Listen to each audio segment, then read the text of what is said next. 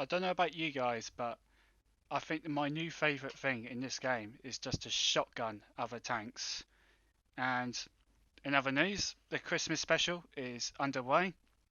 Everybody's buying their loot boxes and getting their supposedly very expensive tier 8 heavy tanks. I got the E75 TS and this thing, the 703, the new shotgun tank.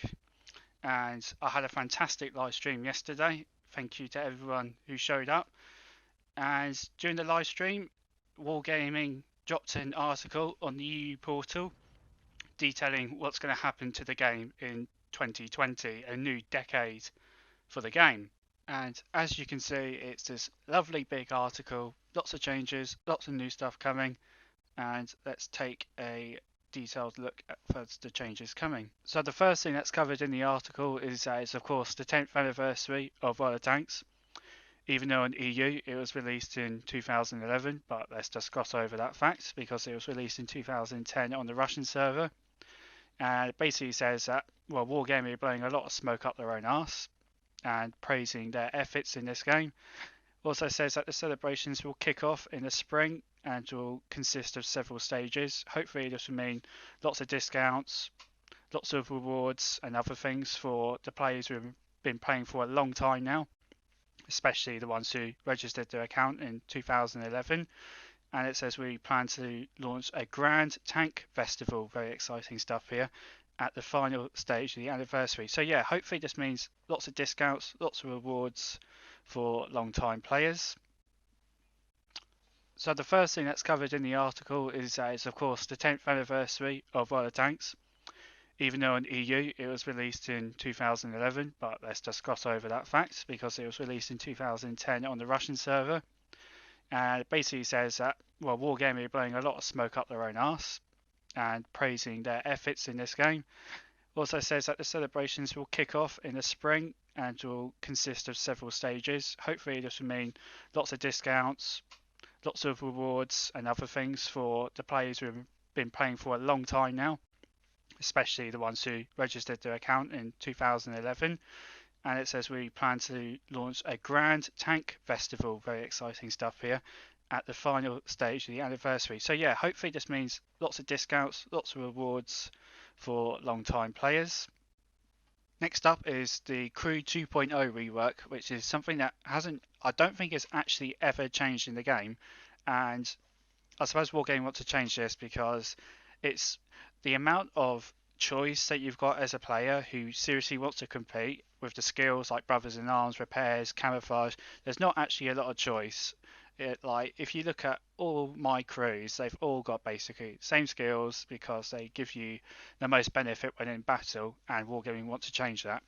So next year we'll introduce the brand new Crew 2.0. There will be no longer be tankers with certain specialities in the rework crew. Instead, one commander will take their place. So it looks like a World of Warships style, where there's just the one commander.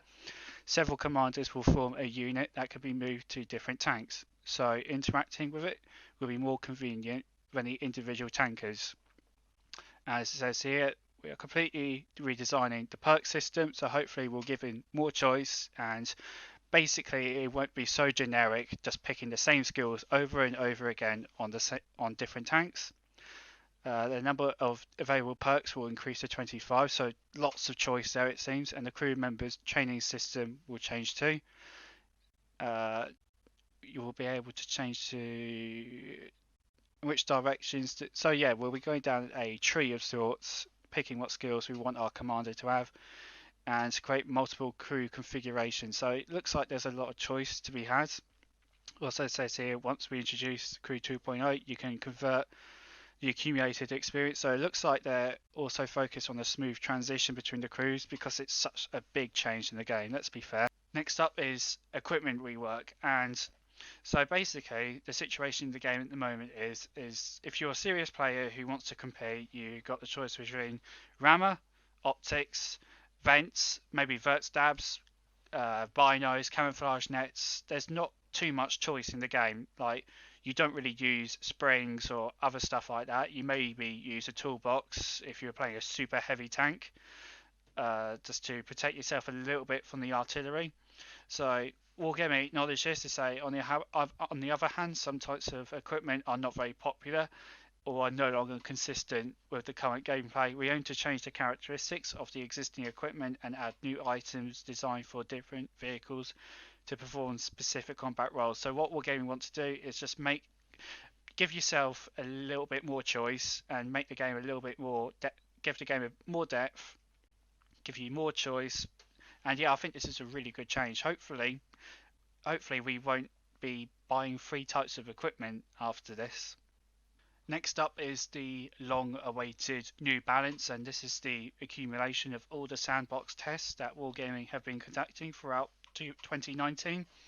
And it looks like they want to completely change the balance of the game in one massive patch. So what will they be doing?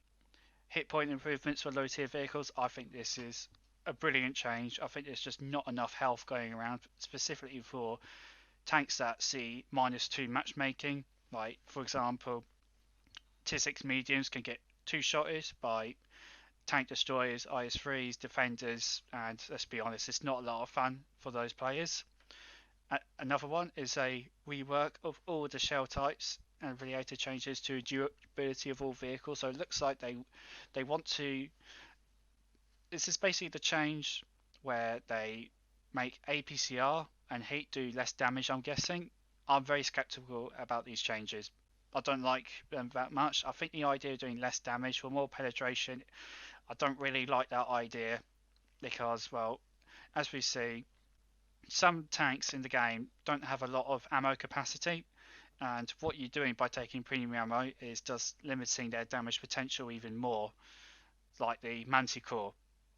Just imagine firing full APCR in that and having no damage potential to start with, making it even less when you're using premium ammo. So yeah, I don't really agree with these changes a lot, but we'll see how it goes.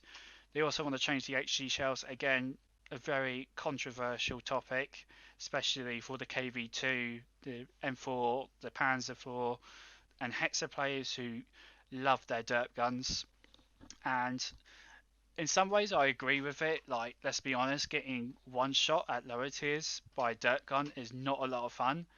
And but on the other hand, some tanks rely on their HE rounds. I think the only way to deal with this is maybe give the KV2 a decent AP round at least. So I don't know, 600 damage with about 170 millimeters of penetration, with a very long reload and aim time, of course.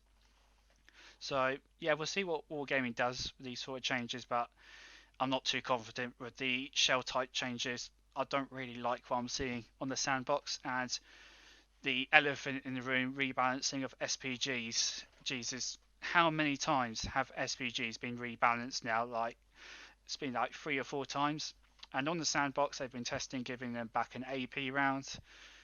I I don't know how I feel like about this. I've not been on the sandbox, of course, to test it out.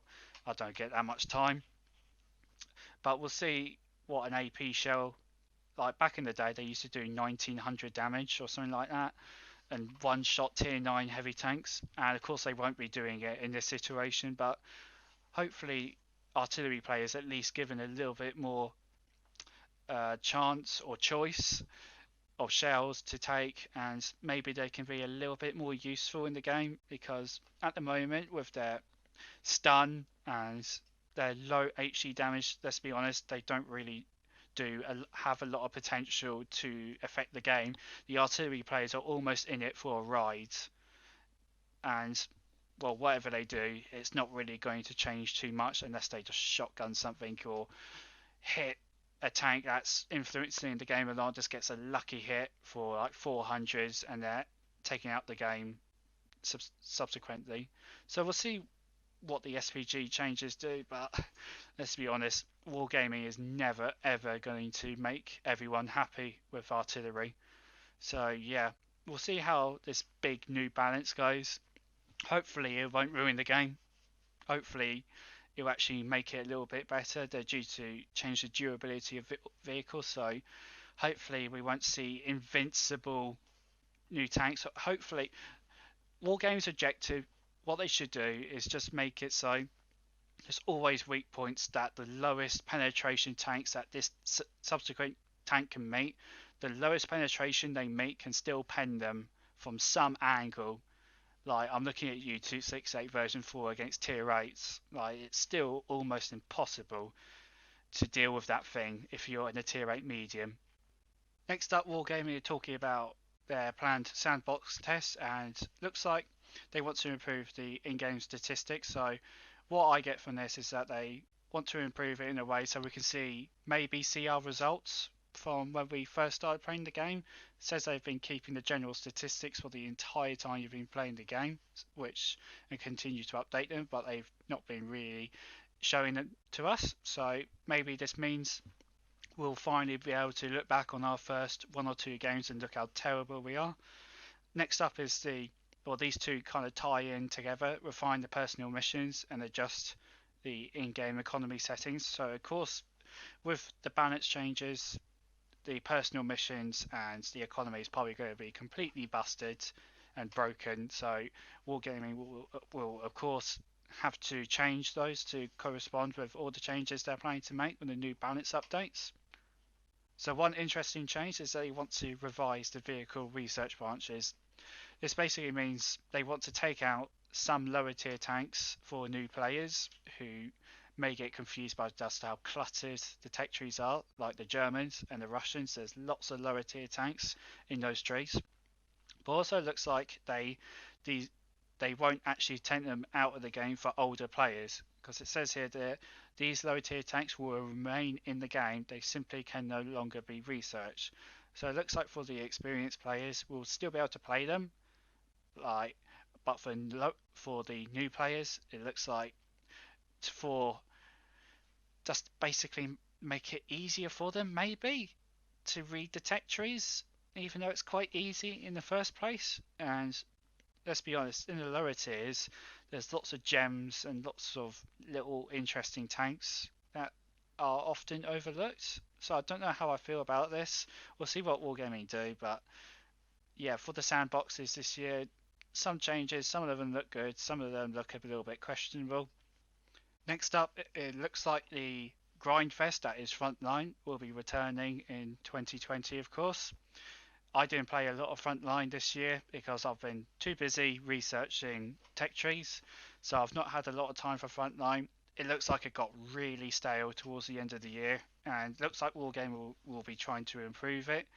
And also Steel Hunter is returning to the game. I didn't even look at Steel Hunter. It looks like they've listened to our feedback and will make it better. I don't know how, but we'll see what they do.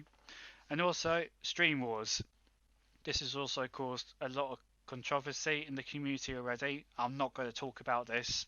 I don't feel like it's my place to talk about it, but it looks like Skill, Awesome, Epic Guys, Dez and Melond will be getting involved. So looks like they'll be doing a voiceover. I don't know if all of them will be in or just the one winner, but I know if you're into these streamers, could be pretty decent for you. Like, I could see Skill being a pretty decent voiceover, let's be real. Next up, Wargaming are bringing in a PvE event, it seems, this year. So it looks like it's a natural extension of Homefront. From what I remember, Homefront was a disaster. It was boring as hell. And will inherit its best gameplay features. Was there any best gameplay features? Let's be real. And it looks like it'll be taking place on a special Berlin map. So, new map, looks pretty interesting. I'll have to give it a go. And also they're bringing in a battle pass system. So, a little bit like Fortnite and Call of Duty. Work up your ladder, unlocking content. And it looks like they are bringing a special content for this. It looks like bounty equipment, which looks like half bond equipment, half standard equipment. You can bring it up to the level of improved equipment, so the bond equipment. And it also looks like you won't have to demount it using bonds, but with gold. So that looks pretty decent. And maybe it'll give the experienced players who have unlocked absolutely everything something to do. So yeah, pretty interesting. We'll see how it goes. And finally, it looks like Wargaming are bringing in some new vehicles. It says here we'll be seeing 2 new branches of different nations. One of them most likely will be Italian heavy tanks. Good stuff. I know they've been testing new French mediums on the Super Test, but it's not confirmed if they are actually part of a new tech tree. And finally, the new Pearl River is returning. I don't know if you remember Pearl River. It was removed from the game like years ago. It was a pretty decent map, to be fair. Lots of corridors, I'll give you that, but it was a pretty interesting map set in China. And it looks like Berlin from the PV event will also be making its way into the standard matchmaker as well. Good historical location where a massive battle was fought in 1945, so this one should be pretty good. So look, good to see new maps coming to the game, as the maps in the game at the moment are currently shit. So yeah, good stuff. And there you go, guys. A little bit of a glimpse as to what is coming in 2020 for World of Tanks. Let me know what you're excited by most. For me, it's definitely those balance changes. It's very, very well needed. And that is today's video. I hope you guys have enjoyed it. Give it a like, and I'll see you on the next one.